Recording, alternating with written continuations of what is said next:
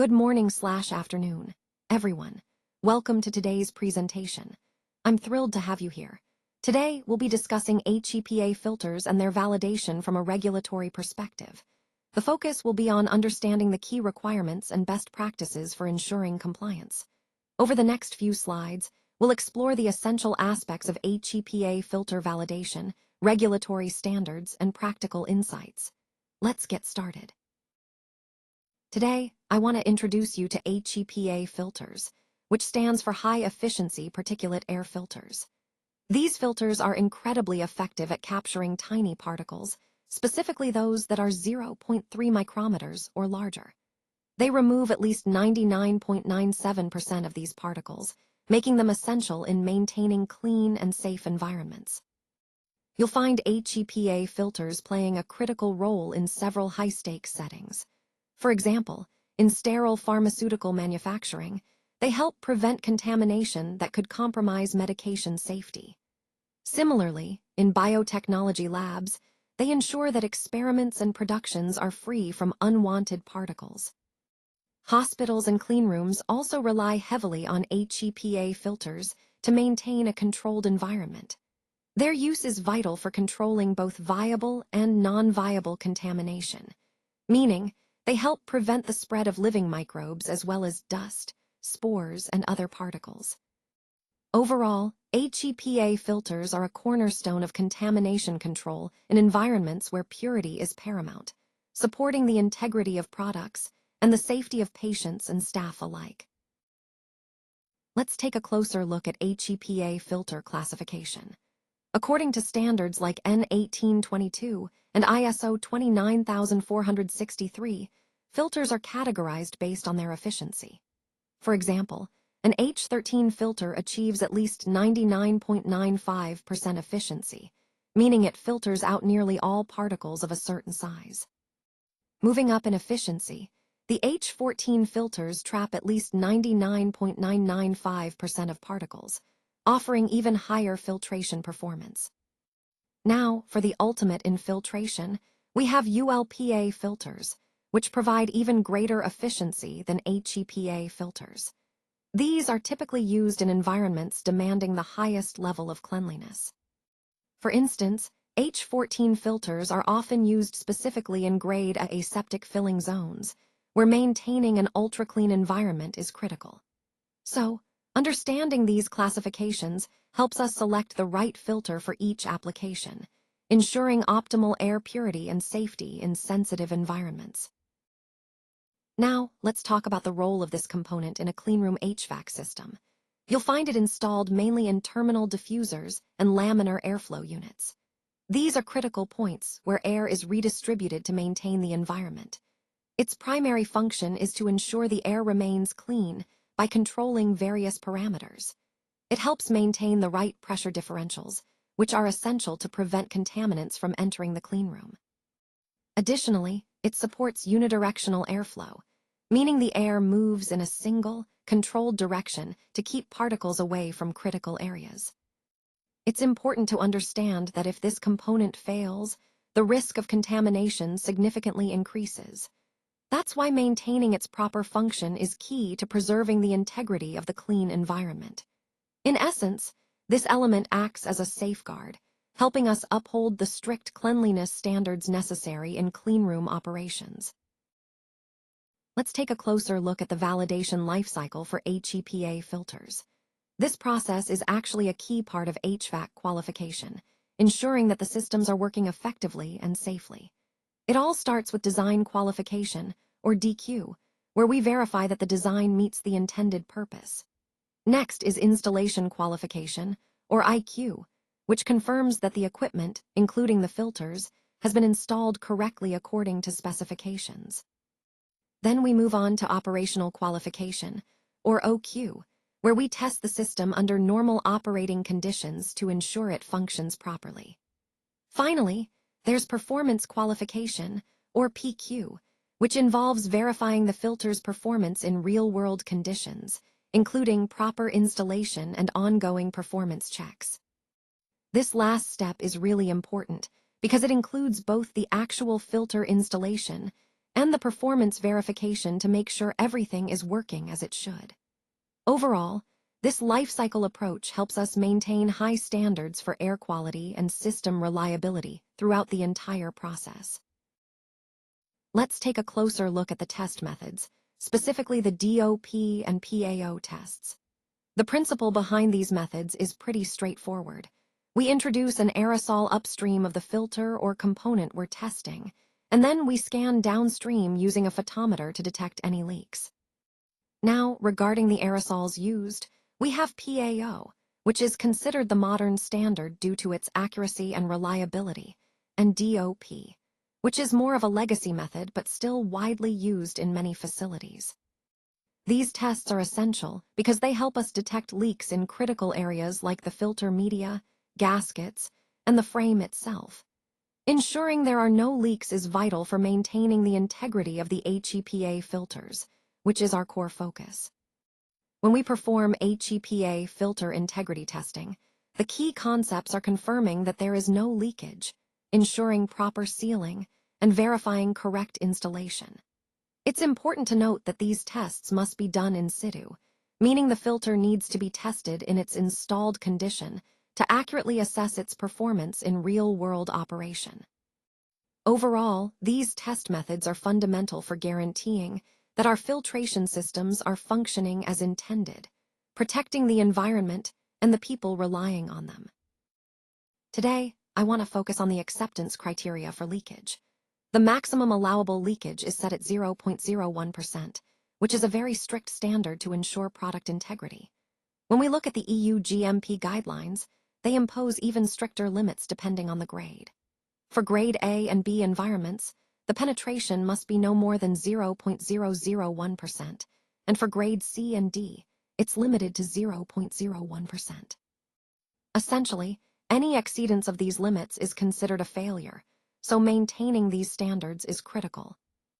Moving on to the testing procedure, the first step is to generate an aerosol with a concentration of at least 10 micrograms per liter upstream. This aerosol acts as our challenge agent to test the filter's integrity. Then, we scan the entire face of the filter, making sure we don't miss any potential leaks. The probe should be kept approximately 2 to 5 centimeters away from the surface during scanning to ensure accurate readings. The scan speed should be maintained at around 2 to 3 centimeters per second, allowing us to thoroughly map the surface without missing any details. Finally, full surface mapping is required, meaning we need to examine the entire filter face comprehensively. This helps us identify any leaks or penetration points accurately and ensures the filter performs as expected under strict standards. This process is vital in maintaining compliance and ensuring the safety and quality of our products. Now, let's talk about some additional validation tests that are crucial for ensuring our HVAC systems are functioning properly. First, we have airflow velocity, specifically focusing on laminar flow, which is important for maintaining a controlled environment. Then, there's particle count testing, following ISO 14644 standards to monitor airborne contamination levels. Differential pressure is another key test, helping us verify that pressure differences across filters and zones are within acceptable ranges. Lastly, the recovery test assesses how well the system recovers after a disturbance, ensuring consistent performance. All of these tests tie into our integrated HVAC validation approach, which aims to provide a comprehensive picture of system performance. The frequency of testing typically aligns with regulatory expectations, initially at installation, through IQ and OQ, and then periodically, usually every 6 to 12 months. It's also important to consider what happens after these initial validations. We need to plan for filter replacements, ongoing maintenance, and addressing any HVAC failures that may occur. Additionally, adopting a risk-based approach to testing frequency, as outlined in Annex 1, allows us to tailor our validation efforts based on the specific risks associated with each system. This way, we ensure both compliance and optimal performance over the long term. Let's take a look at the documentation requirements that are essential for maintaining compliance and ensuring quality. First, SOPs for testing are critical because they provide standardized procedures that ensure consistency across all tests performed. Next, calibration records are vital. They confirm that our equipment is functioning accurately and within specified parameters. Moving on, test reports, which include pass or fail results, serve as official documentation of the testing outcomes. It's also important to keep track of filter serial numbers, as they help in tracing and verifying specific components used during testing. Lastly, deviation and CAPA records are crucial because they document any nonconformances and the corrective actions taken to address them. All of these elements are especially critical during audits by regulatory bodies like the FDA or EMA. Proper documentation not only demonstrates compliance, but also supports our commitment to quality and patient safety. So, maintaining meticulous records in these areas is fundamental to passing audits and sustaining our reputation in the industry. Let's take a look at some common failures and audit observations that can occur in our processes. One example is not having proper integrity testing records, which can lead to an FDA 483 observation. This highlights the importance of thorough documentation. Another issue is incorrect aerosol concentration, which can compromise product quality and safety. Additionally, failing to requalify equipment after maintenance can lead to regulatory noncompliance. These examples underscore how critical it is to maintain proper procedures and documentation. Addressing these issues proactively helps ensure we stay in compliance and uphold the integrity of our operations. Now, let's take a closer look at the Contamination Control Strategy, or CCS, as outlined in EU GMP Annex 1. The first key point is risk-based HEPA monitoring. What this means is that we focus our monitoring efforts on the areas where contamination risk is highest, ensuring that our cleanrooms maintain the necessary standards. It's about being strategic and proactive rather than just routine, which helps us catch potential issues early. Next, we have lifecycle management. This involves systematically managing the entire lifespan of our HEPA filters, from installation through to maintenance and eventual replacement. Proper lifecycle management is critical because it helps us ensure that our filters remain effective over time and don't become a hidden source of contamination. And then there's preventive maintenance. Regular, scheduled maintenance is essential to keep our HEPA filters and other critical control elements functioning optimally. Preventive measures help us avoid unexpected failures that could compromise the cleanroom environment. It's important to remember that HEPA filters are considered a critical control element in our contamination prevention efforts. They serve as a primary barrier against airborne contaminants, so maintaining their integrity through these strategies is vital for overall product quality and patient safety. Overall, these points tie back to our commitment to robust contamination control, aligning with EU GMP guidelines to ensure a safe and compliant manufacturing environment. Let's take a moment to look at the references that underpin the standards and guidelines we've discussed today.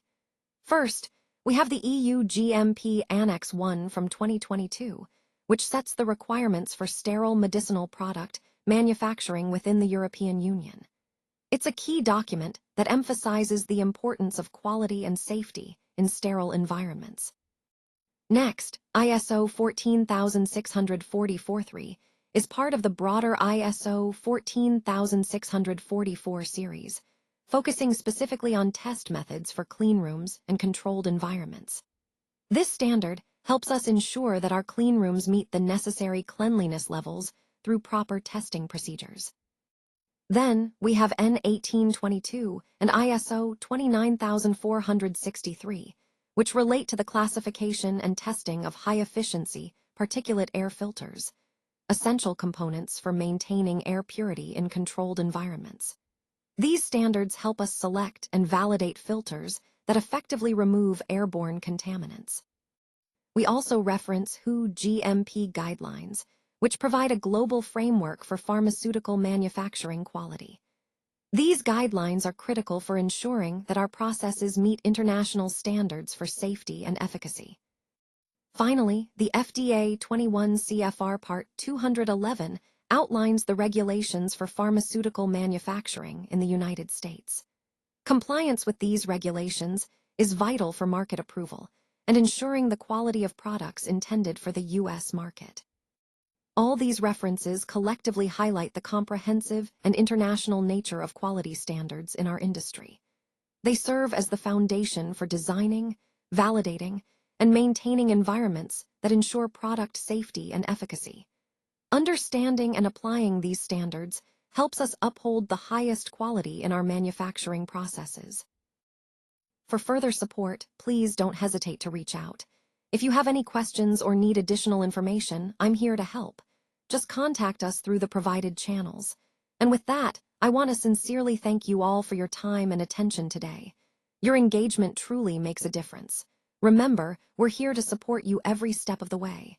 Thank you again, and have a great day.